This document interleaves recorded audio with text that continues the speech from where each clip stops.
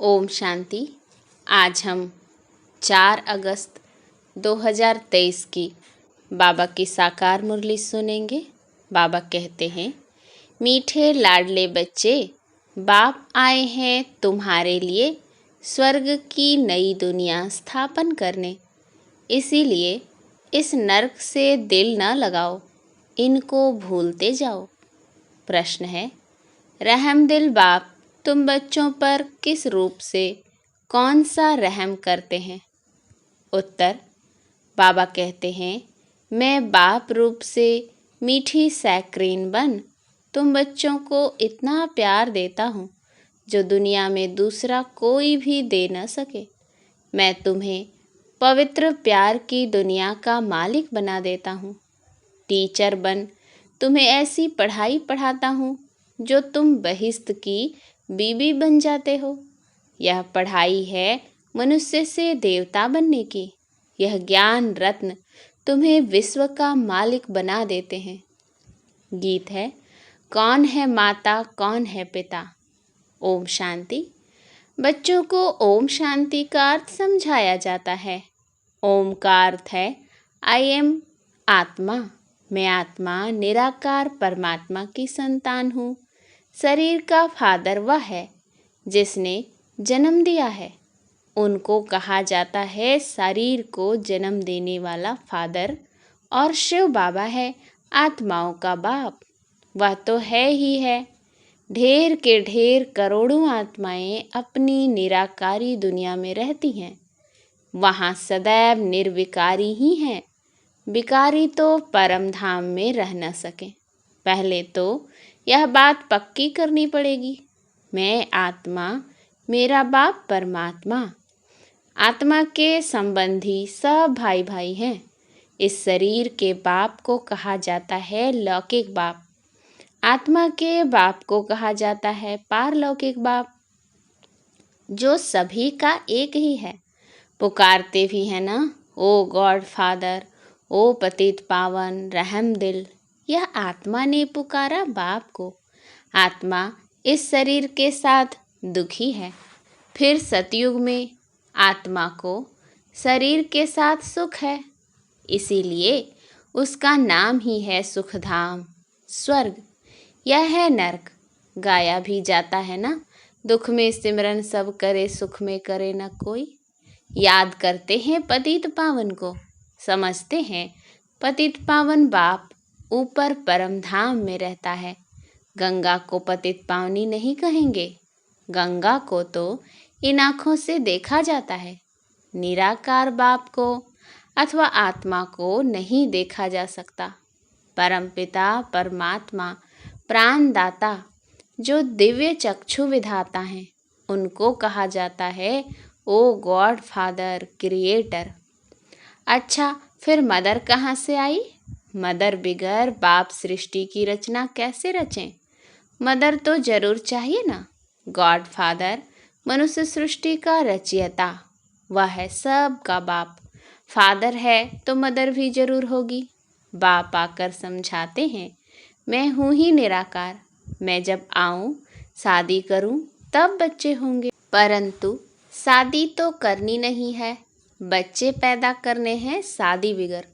बच्चों को मैं अडॉप्ट करता हूँ। समझो कोई को स्त्री नहीं है, चाहते हैं कि अपनी मिल्कियत किसको दे कर जाऊँ। फिर धर्म के बच्चे बनाते हैं, अडॉप्ट करते हैं, तो माँ बाप दोनों ठहरे ना। तो बेहद का बाप कहते हैं कि मैं भी फादर हूँ, मैं कैसे रचूँ। समझ की बात है ना। बाप खुद आकर समझाते हैं, मुझे शरीर तो चाहिए ना, तो इनका आधार लेता हूँ। तुम कहते हो हम ईश्वर की संतान हैं। ईश्वर की संतान तो सब हैं, परंतु इस समय बाप सम्मुख आया हुआ है। तुम बच्चों को गोद में लेते हैं। तुम समझते हो हम बाबा के बच्चे बने हैं। बाप है स्वर्ग का रचयिता। स्वर्ग का मालिक बनाने के लिए राजयोग सिखलाते हैं। खुद बैठ बतलाते हैं, मैं निराकार गॉड फादर हूँ। निराकार को मनुष्य सृष्टि का रचयिता कैसे कह सकते? तो बच्चों को अडॉप्ट कर उन्हों को ही बैठ समझाते हैं कि मैं शिव निराकार हूँ, तुम भी निराकार आत्माएं हो। तुम गर्भ जेल में आते हो, मैं गर्भ जेल में नहीं आता हूँ। तुम्हारे लिए है आधा कल्प गर्भ महल, आधा कल्प है गर्भ जेल, क्योंकि आधा कल्प माया रावण पाप कराती है। सतयुग में माया होती नहीं जो पतित दुखी बनाए। मैं 21 जन्मों के लिए तुमको स्वर्ग का वर्षा देता हूँ। नई दुनिया स्वर्ग को कहा जाता है। मकान भी पुराना होता है तो पुराने को छोड़ नए में जाते हैं। यह भी पुरानी दुनिया है ना। वह है नई दुनिया, गोल्डन एज, पावन दुनिया। तो बाप कहते हैं, लाडले बच्चे, मैं तुम्हारे लिए स्वर्ग स्थापन कर रहा हूँ। तुम फिर नर्क से दिल क्यों लगाते हो? अब नर्क को भूल जाओ, मुझ बाप और स्वर्ग को याद करो। पुरानी दुनिया को भूलते जाओ। यह है बेहद का सन्यास। पुरानी देह सहित जो कुछ भी देखते हो उनका भी ममत्व छोड़ो। समझो, हम सब कुछ ईश्वर को देते हैं। यह शरीर, धन, दौलत, बच्चे आदि सब खत्म हो जाने वाले हैं। यह वही महाभारी महाभारत लड़ाई है जिसके द्वारा मुक्ति, जीवन मुक्ति के गेट खुलते हैं। हरि का द्वार कहते हैं ना। हरि कहा जाता है श्री कृष्ण को। उनका द्वार है वैकुंठ। वैकुंठ के गेट बाप आकर खोलते हैं। वहाँ कोई पतित जा नहीं सकता, इसीलिए पतित से पावन बनाते हैं, दुख से लिबरेट करते हैं। और कोई लिबरेट कर न सके। दुख हरता सुख करता बाप ही है। बाप कहते हैं, मैं तुमको राजयोग सिखलाता हूँ, सदा के लिए सुख देने आया हूँ। मैं तुम्हारे लिए वैकुंठ हथेली पर लाया हूँ। तुम राजयोग सीख कर मनुष्य से देवता बनते हो। बुद्धि भी कहती है कि बरोबर समझ की बात है। समझो, यह पुरानी दुनिया है, फिर यह नई बनेगी। सर्वशक्तिमान एक ही बाप है जो अपनी शक्ति से स्वर्ग का मालिक बनाते हैं। चाहते भी हैं एक राज्य हो, ऑल माइटी अथॉरिटी राज्य हो। सो तो सतयुग त्रेता में अटल अखंड सुख शांति में देवी देवताओं की राजधानी थी। कोई विघ्न नहीं था। उनको अद्वैत राज्य कहा जाता है। दूसरा धर्म ही नहीं जो दुखी बने। अभी देखो, भल क्रिश्चियन एक ही धर्म के हैं तो भी उन्हों की आपस में बहुत लड़ाई होती है, क्योंकि माया का राज्य है। सतयुग में माया होती नहीं।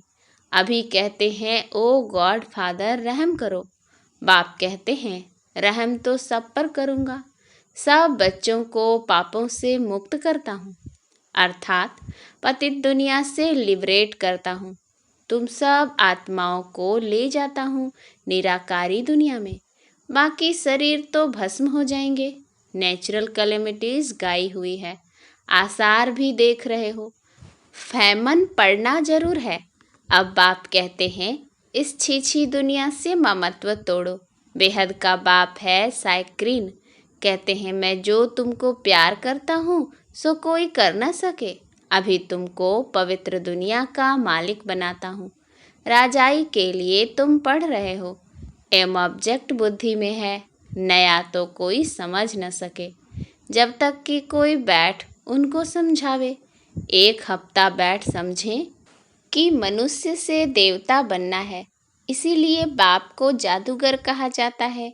ज्ञान रत्नों से मनुष्य को देवता बनाता हूँ। उनको रत्नागर, सौदागर, मुसाफिर भी कहते हैं। तुमको आकर स्वर्ग की महारानी महाराजा बनाते हैं। मुसाफिर कितना हसीन है।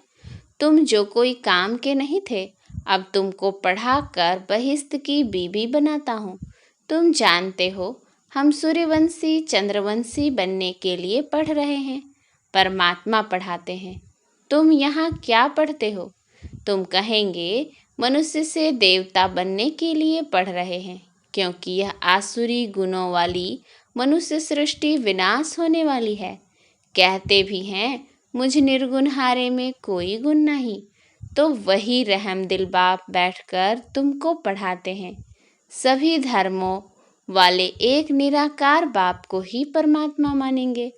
मनुष्य भल गॉड फादर कहते हैं, परंतु जानते नहीं कि वह कौन है, कहाँ आते हैं। अभी तुम जानते हो वह पुरानी पतित दुनिया में आते हैं, क्योंकि पावन दुनिया स्थापन करते हैं। पुरानी दुनिया को नई दुनिया बनाते हैं। नई दुनिया में तो सुख ही सुख है। बाबा कहते हैं नई दुनिया स्थापन करने कल्प कल्प मुझे आना ही है। यह तो बुद्धि समझती है कि रात के बाद है दिन, फिर चक्र में कलयुग आता है।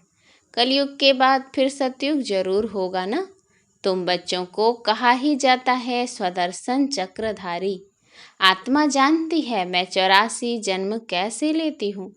कोई मनुष्य मनुष्य को सद्गति दे न सके, मैं ही आकर समझाता हूँ। हम तुमको पावन बनाते हैं। योग बल से तुम विश्व पर जीत पाते हो। बाप है सर्वशक्तिमान। बाप से तुमको बेहद का वर्षा मिलता है। आकाश, पृथ्वी, सागर आदि सब तुम्हारा हो जाएगा। यहाँ तो देखो आकाश पर भी हद, पानी पर भी हद लगी है ना। कहते हैं हमारे पानी के अंदर तुम नहीं आओ। तुम तो वहाँ सारे विश्व पर राज्य करते हो ना। स्वर्ग तो फिर क्या, स्वर्ग को भूल नहीं सकते। मनुष्य जब मरते हैं तो कहते हैं स्वर्गवासी हुआ, परंतु स्वर्ग है कहाँ? जरूर नर्क है ना। यह है ही हेल। सब मनुष्य दुखी हैं, सब पतित हैं। यह राज्य ही रावण का है, जिसको जलाते रहते हैं, परंतु जलता ही नहीं है। रावण को 100 फुट लंबा बनाते हैं और बढ़ाते रहते हैं। दिन प्रतिदिन लंबा करते रहते हैं, परंतु समझते नहीं हैं। यह समझ की बातें हैं। यहाँ देखो मुरली चलती है तो फिर टेप में भरी जाती है, क्योंकि गोपिकाएं मुरली बिगर रह न सकें, तो यह प्रबंध है। मुरली बिगर तो तड़फते हैं, क्योंकि यह मुरली है जीवन हीरे जैसा बनाने वाली। यहाँ बाबा पढ़ाते हैं, जो मुरली फिर लंदन अमेरिका तक जाती है। बच्चे सुनकर बहुत खुश होते हैं। गाया हुआ है गोपिकाएं मुरली बिगर रह नहीं सकती थी। यह नॉलेज गॉड फादर ही सुनाते हैं। मुख्य एक बात समझानी है कि यह हमारा बेहद का बाप है। इनसे स्वर्ग का वर्षा मिलता है। आत्मा कहती है मेरा बाप परमात्मा है।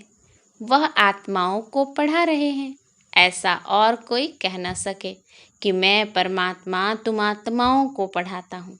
ऐसे भी नहीं कहेंगे कि मैं परमात्मा नॉलेजफुल हूँ। तुम बच्चों को बहुत अच्छी रीति समझाया जाता है, परंतु सबकी बुद्धि एक रस तो नहीं होती है। कोई की सतो प्रधान बुद्धि है, कोई की सतो रजो तमो। इसमें टीचर क्या करेंगे? टीचर कहेंगे पढ़ाई पर पूरा अटेंशन नहीं देते थे। गॉड फादर है नॉलेजफुल, जैसे टीचर नॉलेजफुल है। स्टूडेंट को पढ़ाते हैं, आप समान बनाते हैं, वैसे इस सृष्टि चक्र की नॉलेज गॉड फादर के पास ही है और कोई नहीं जानते। बाप ही नॉलेज सिखलाए नॉलेजफुल बनाते हैं। बाप है नॉलेजफुल, सबसे ऊंच है। ऊंचा जिसका नाम है ऊंचा ठाव है। ब्रह्मा विष्णु शंकर है सूक्ष्म वतनवासी। 3rd ग्रेड में है मनुष्य। मनुष्यों में भी ग्रेड हैं। सतयुग में मनुष्यों की ग्रेड बड़ी ऊंची रहती है। तुम गोल्डन एज में जाते हो, आयरन एज खत्म हो जाएगा। गोल्डन एज है तो सिल्वर एज नहीं, कॉपर एज है तो आयरन एज नहीं। यह सब बातें बुद्धि में रखनी है, इसीलिए चित्र बनवाए हैं। सतयुग में बहुत थोड़े मनुष्य होते हैं, कलयुग में तो ढेर के ढेर मनुष्य हैं। पूछते हैं बाबा विनाश कब होगा? विनाश तब होगा जब नाटक पूरा होगा, सब चले जाएंगे। बाबा है मुक्ति जीवन मुक्ति का गाइड। वह रहते हैं परम धाम में। तुम भी वहाँ के रहने वाले हो, यहाँ आए हो पाठ बजाने। बाप कहते हैं बच्चे तुम्हें माया पर जीत पानी है। इसमें हिंसा की कोई बात नहीं है। सतयुग में हिंसा होती नहीं, वहाँ है ही संपूर्ण निर्विकारी देवी देवताएं। अच्छा, मीठे मीठे सिकिल थे बच्चों प्रति माता पिता बाप दादा का याद प्यार और गुड मॉर्निंग। रूहानी बाप की रूहानी बच्चों को नमस्ते। हम रूहानी बच्चों की रूहानी बाप दादा को याद प्यार गुड मॉर्निंग और नमस्ते नमस्ते नमस्ते। धारणा के लिए मुख्य सार। पहला, बुद्धि से बेहद का संन्यास करना है। पुरानी देह सहित जो कुछ भी इन आँखों से दिखाई देता है उनसे ममत्व निकाल बाप और स्वर्ग को याद करना है। दूसरा, पढ़ाई को अच्छी रीति धारण कर बुद्धि को सतो प्रधान बनाना है। मुरली ही पढ़ाई है, मुरली पर बहुत बहुत ध्यान देना है। वरदान, भाग्य की नई नई स्मृतियों द्वारा पुरुषार्थ में रमणीकता का अनुभव करने वाले मन दुरुस्त भव। ब्राह्मण जीवन में लास्ट जन्म होने के कारण शरीर से चाहे कितने भी कमजोर या बीमार हैं, लेकिन मन सबका दुरुस्त है, उमंग उत्साह से उड़ने वाले हैं। पावरफुल मन की निशानी है, सेकंड में जहाँ चाहे वहाँ पहुँच जाएं। इसके लिए सदा अपने भाग्य के गीत गाते उड़ते रहो। अमृत वेले से भाग्य की नई नई बातें स्मृति में लाओ। कभी किसी प्राप्ति को सामने रखो, कभी किसी, तो पुरुषार्थ में रमणीकता आ जाएगी। बोर नहीं होंगे, नवीनता का अनुभव करेंगे। श्लोगन, आगे पीछे सोच समझकर हर कर्म करो तो सफलता प्राप्त होती रहेगी। अच्छा, ओम शांति।